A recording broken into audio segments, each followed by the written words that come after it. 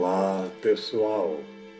Meu nome é Mário Frigeri, sou poeta e escritor e estou convidando vocês para os meus momentos de poesia no YouTube e Facebook. Serão mais de 800 poemas e mensagens, meus e de outros poetas, interpretados com muito carinho para iluminar o seu coração. Venham comigo! O mistério da Torre de São Miguel. Nos subterrâneos da Torre de São Miguel, em Bordeaux, França, o corpo mumificado de Guilherme Remoni, com expressões de agonia, levava a uma conclusão macabra. Ele havia sido enterrado vivo. O que parecia ser enigma da história francesa do século XVI tornou-se ponto de partida para uma investigação espiritual quase 300 anos depois, revelando profundas lições sobre o arrependimento, a expiação e a reencarnação. Ao acompanhar essa jornada de revelações espirituais e confrontar as consequências das ações passadas, somos convidados a refletir sobre as leis universais que regem nossas vidas e a justiça que nos alcança após a morte. Prepare-se, portanto, caro amigo internauta, para mergulhar em uma narrativa onde o véu entre o mundo físico e o mundo espiritual se evapora e onde a comunicação mediúnica lança luz sobre o sofrimento e a redenção do ser humano. Este vídeo relembra a verdade por trás do mistério da Torre de São Miguel, enquanto explora como o Espiritismo, com suas insondáveis e luminíferas profundezas filosóficas, oferece respostas e consolações para as almas em busca de compreensão e paz. O caso está relatado na Revista Espírita, ano 5, páginas 442/453, edição da FEB. O caso Remoni. Esse caso ocorreu na França pelo final do século XVI e só foi investigado e revelado no tempo de Allan Kardec, quase 300 anos depois. Num dos jazigos subterrâneos da Torre de São Miguel, em Bordeaux, eram vistos inúmeros cadáveres mumificados de forma natural pelo tempo. Um deles, o cadáver de um homem, pelas contrações apresentadas no corpo, no rosto e braços levados à boca, indicavam que ele fora enterrado vivo e que morrera nas vascas de terrível agonia. Numa série de evocações feitas na Sociedade Espírita da cidade de Saint-Jean-d'Angely, o espírito deu as informações que esclareceram aquele enigma sinistro. Disse o comunicante, em síntese, que seu nome fora Guilherme Remoni e que havia assassinado sua esposa no leito, amordaçando-a para que não gritasse e utilizando-se de 2 travesseiros para sufocá-la. Não houve problema com a justiça, porque as autoridades acreditaram numa morte súbita. O motivo fora ciúme. Ele tinha sido homem pobre, mas honesto e estimado. Sua esposa também era de família honrada. O crime aconteceu numa noite em que, por ciúme, ele ficara acordado e vira um homem sair do quarto da esposa. Ébrio de furor e não sabendo o que fazia, tornou-se criminoso. Alguns anos depois, quando chegara a hora de sua morte, ele fora enterrado vivo por descuido e morrera também por sufocação, tal como fizera com sua esposa. Quando lhe foi perguntado se ele se lembrava de seus momentos finais no túmulo, ele disse, abre aspas, foi algo terrível, impossível de descrever. Imaginai estar numa fossa, com 7 palmos de terra em cima, querer respirar e faltar o ar, querer gritar, estou vivo, e sentir a voz abafada, ver-se morrer e não poder pedir socorro, sentir-se cheio de vida e riscado da lista dos vivos, ter sede e não poder saciá-la, sentir as dores da fome e não poder fazê-la cessar. Numa palavra, imaginai morrer sentindo uma raiva de danado. Após sua morte, a esposa foi o primeiro espírito que lhe apareceu no mundo invisível, como que para censurar seu crime. Essa presença durou muito tempo e a esposa também se apresentava muito infeliz. Não foi possível a ele pedir-lhe que o perdoasse, porque eles fugiam incessantemente um do outro, mas sempre se encontravam frente a frente, como determina a lei de ação e reação, a fim de se torturarem reciprocamente. Só depois que foi decidida a sua reencarnação é que ele se livrou dessa visão. E agora não sabia onde a esposa se encontrava. Disse, por fim, que para ressarcir seus débitos do passado, escolhera uma nova existência em que a morte ceifará todos os seres que lhe forem caros e ele mesmo sofrerá as mais severas enfermidades. Apesar disso, sentia-se relativamente feliz, pois passou a vislumbrar um fim a seus sofrimentos. Evocação. Em seguida, os médiuns perguntaram a seus mentores se podiam evocar o espírito da esposa de Remone. Responderam-lhes que não, pois ela se encontrava presentemente encarnada. Insistiram, perguntando se não poderiam evocá-la, mesmo em seu estado de encarnação. Então, lhes foi dito que poderiam fazê-lo, pois aquele espírito estava encarnado em um país em que era noite, quando na França era dia. Ou seja, se ele estivesse desligado do corpo pelo fenômeno do sono, poderia certamente atender ao chamamento. A evocação foi feita e a entidade pôde dizer só algumas palavras.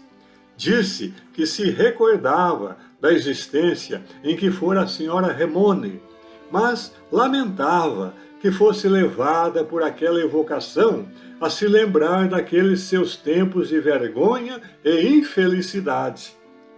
Acrescentou que, como espírito, estava tranquila agora, então por que agitá-la com essas lembranças dolorosas? Os médiuns consultaram o mentor da casa se deveriam interromper as perguntas, porque pareciam causar aflição ao espírito, e foram aconselhados a fazê-lo, porque, além disso, aquela entidade nada poderia acrescentar ao que já fora dito pelo marido. O mentor informou que aquela alma estava encarnada atualmente em Havana, capital de Cuba. Era menina, filha de rico comerciante, e contava no momento com 11 anos apenas. Ao ser indagado por quais provas ela passaria nessa nova encarnação, o mentor explicou que entre as provas programadas para essa menina estava a perda da fortuna e um amor ilegítimo e sem esperança, aliados à miséria e aos trabalhos mais penosos. Esse amor ilegítimo seria o amor por um homem consagrado a Deus, ou seja, um sacerdote, sem a esperança de ser correspondida. Ao ser perguntado se esse espírito poderia ser evocado no futuro, nos dias de infortúnio, para que lhe fossem dados alguns conselhos, reerguer sua coragem e aumentar sua fé em Deus, visando a que isso influísse em suas resoluções no estado de vigília, o mentor esclareceu que essa influência seria muito pequena, porque, abre aspas, essa jovem tem uma imaginação de fogo e uma cabeça de ferro, fecha as aspas. Por fim, ficou esclarecido que Remone e sua esposa não se perdoaram reciprocamente no mundo espiritual, pois para isso seria necessário que alcançassem um grau de perfeição mais elevado e que, se eles se reencontrassem durante suas novas encarnações, não se reconheceriam, mas sentiriam apenas antipatia um pelo outro. O que esse caso revela? Esse caso revela uma profunda conexão com os princípios do Espiritismo, especialmente no que diz respeito à justiça divina e à lei de causa e efeito. A doutrina espírita esclarece que nossas ações geram repercussões inevitáveis, tanto na vida material quanto na vida espiritual. Assim, o sofrimento experimentado por Remone ao ser enterrado vivo e morrer asfixiado reflete o retorno da ação que ele mesmo praticou, demonstrando a lei de ação e reação, onde cada ato tem uma consequência proporcional.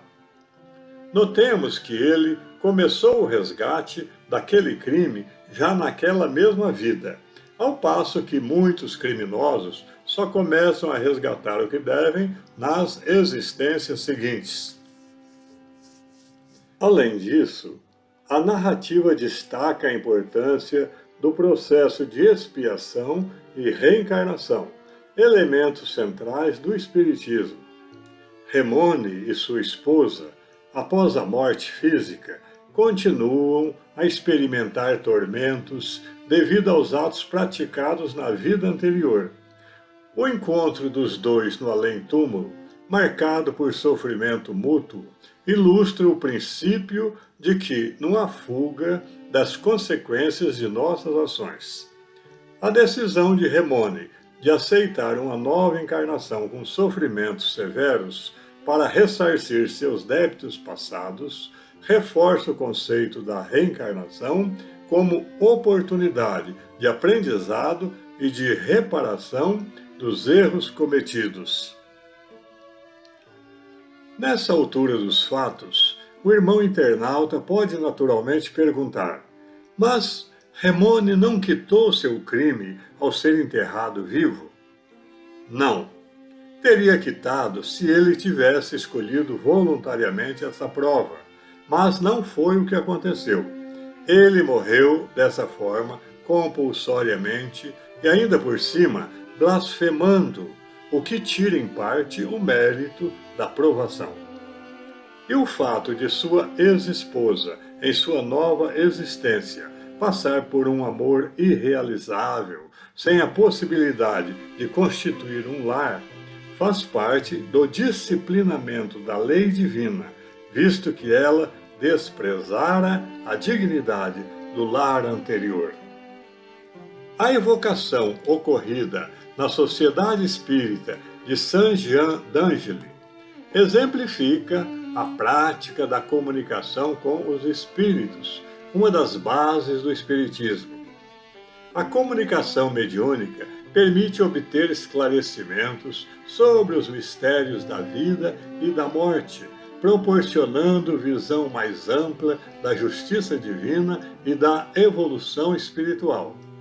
No caso de Remone, as informações obtidas através das evocações lançam luz sobre o seu destino e o da esposa, mostrando que o sofrimento não é eterno, mas parte de um processo de purificação e crescimento espiritual. A presença do mentor espiritual durante as evocações ressalta o papel dos espíritos superiores em orientar e aconselhar aqueles que buscam o entendimento dos fatos espirituais. A orientação do mentor para interromper as perguntas ao espírito da esposa de Remone, pelo fato de causar-lhe aflição, demonstra o cuidado e a responsabilidade que devem ser mantidos nas comunicações mediúnicas. Esse cuidado com os espíritos evocados reflete o respeito pela condição espiritual e emocional deles, que é fundamental na prática do espiritismo. Finalmente, o texto reforça a ideia de que o perdão e a reconciliação são etapas essenciais no processo evolutivo, mas que exigem um grau elevado de maturidade espiritual. A falta de perdão entre Remone e sua esposa, mesmo após a morte, sinaliza que ambos ainda têm um longo caminho a percorrer para alcançar a paz e a harmonia. A doutrina espírita nos ensina que o perdão é libertador e necessário para o progresso espiritual e que, através de sucessivas reencarnações, os espíritos têm a oportunidade de aprender, evoluir e superar suas imperfeições. Interpretação de Kardec. Esse caso é tão emblemático que Kardec o comenta em 3 tópicos no corpo da narrativa, a fim de esclarecer dúvidas a respeito de algumas de suas passagens que não mencionamos acima, para não alongar muito este vídeo. Kardec fala, por exemplo, sobre a crença na perpetuidade do sofrimento, e vamos sintetizar aqui seu pensamento com nossas próprias palavras. Remone sofria intensamente no mundo espiritual, acreditando que seu tormento seria eterno, o que reflete a crença na perpetuidade do sofrimento como disciplinamento para espíritos culpados. Esse estado persiste até que o espírito se arrependa, pois o perdão divino só é concedido ao pecador arrependido. Quando o arrependimento surge, um raio de esperança indica a possibilidade de alívio. Mas o arrependimento por si só não basta. É necessário expiar e reparar o mal cometido. Através das reencarnações sucessivas, Deus oferece aos espíritos imperfeitos a oportunidade de melhorar-se, expiando seus erros e evoluindo espiritualmente. Em outra passagem, questionado pelo médium se sabia que seria enterrado vivo ao escolher suas provas antes da reencarnação naquela existência, Remone responde que sabia apenas que cometeria um crime odioso e que sua vida terminaria em dores atrozes. Kardec explica que o espírito confundiu a tentação com a ação, destacando que o espiritismo rejeita a ideia de predestinação ao crime, pois o livre-arbítrio é um privilégio fundamental do espírito, garantindo-lhe a responsabilidade sobre seus atos e ante a justiça divina. Ressalta ainda Kardec a importância de se examinar cuidadosamente as respostas dos espíritos, especialmente quando elas parecem ilógicas, para assegurar que a interpretação esteja alinhada com os princípios racionais da doutrina espírita. Por fim, falando sobre o providencial véu de esquecimento que a encarnação lança sobre a memória do espírito imerso no corpo físico, Kardec comenta que, enquanto encarnado, o espírito não se lembra de suas vidas passadas, mas durante o sono, quando está desprendido do corpo, pode recordar-se delas ou de parte delas e trazer intuições que o guiam na vida de vigília. Lembranças precisas do passado em estado de vigília poderiam causar grandes inconvenientes, como demonstrado pelo caso de Remone e sua esposa. Se eles se reencontrassem em uma nova existência, ocorreria uma de duas coisas. Com o esquecimento do passado, eles sentiriam apenas antipatia um pelo outro, enquanto que, com a lembrança do passado, eles poderiam tornar-se inimigos mortais. O esquecimento do passado, portanto, é uma determinação da providência divina e uma bênção, pois permite que os espíritos avancem mais livremente e sem o peso das antigas culpas e inimizades, enquanto ressarcem o que devem. Preservam, assim, o que adquiriram em inteligência e moralidade, como novo ponto de partida, enquanto o véu do esquecimento evita suplícios adicionais que viriam tumultuar gravemente o seu frágil labor de autorredenção atual. Reflexão final. A história de Guilherme Remone e sua esposa vai além do simples relato de um crime e mesmo de um mistério arqueológico. Ela nos leva a uma reflexão profunda sobre as leis divinas que governam nossa existência e a justiça imparcial, a qual assegura que cada ato, bom ou mau, tem as suas consequências adequadas. Através da lente do Espiritismo, vemos que a expiação e o sofrimento são etapas necessárias na jornada do espírito rumo à perfeição. O véu do esquecimento, que nos protege das memórias dolorosas de vidas passadas, é uma dádiva que nos permite seguir adiante com uma nova chance de aprender, evoluir e corrigir nossos erros. Esse caso assinala que, por mais sombrias que pareçam nossas circunstâncias, há sempre uma oportunidade para redenção e crescimento. A justiça divina, manifestada através da reencarnação e do livre-arbítrio, nos dá o poder de moldar nosso destino e alcançar a paz interior. Que esta história inspire o amigo internauta e a todos nós a buscar o arrependimento sincero, a expiação de nossas faltas e a contínua evolução moral. Lembrando sempre que em cada novo recomeço há uma nova chance de nos tornarmos melhores e mais felizes.